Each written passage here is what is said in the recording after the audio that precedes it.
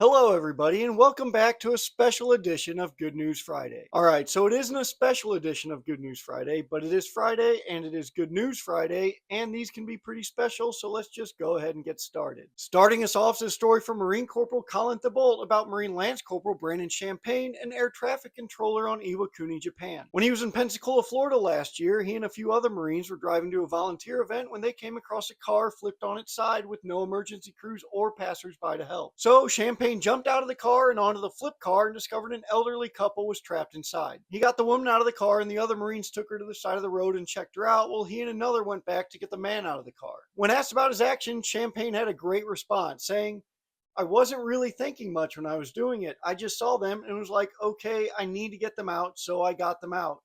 And that's the perfect Marine response because without a lick of brain activity, he still got the job done. The young Marine was awarded the Navy and Marine Corps Achievement Medal for his actions that day. Up next, we have a story from Air Force Staff Sergeant Abby Reeves about Air Force Staff Sergeant Christopher Rickenbach, a firefighter with the 355th Civil Engineer Squadron. Last fall, he was playing soccer at a field outside of Davis-Monthan Air Force Base when he heard screams for help. He ran over and found a 52-year-old man was unconscious on the ground without a pulse, which is kind of just another way of saying he was dead. On top of being a firefighter, he's been CPR certified since he was 16 years old, so Rickenbach, along with a doctor and a paramedic who were also there, worked together to bring the man back to life. Luckily, they were able to bring him back and get him stable, and then shortly thereafter, the Tucson Fire Department showed up and took him to the hospital where he recovered. For that, he was awarded the Red Cross Certificate of Merit at a ceremony on February 4th. That's going to do it for this week's edition of Good News Friday, but we will be back next week, and if you have a story that we should talk about a service member or a veteran just doing the right thing because it's the right thing to do,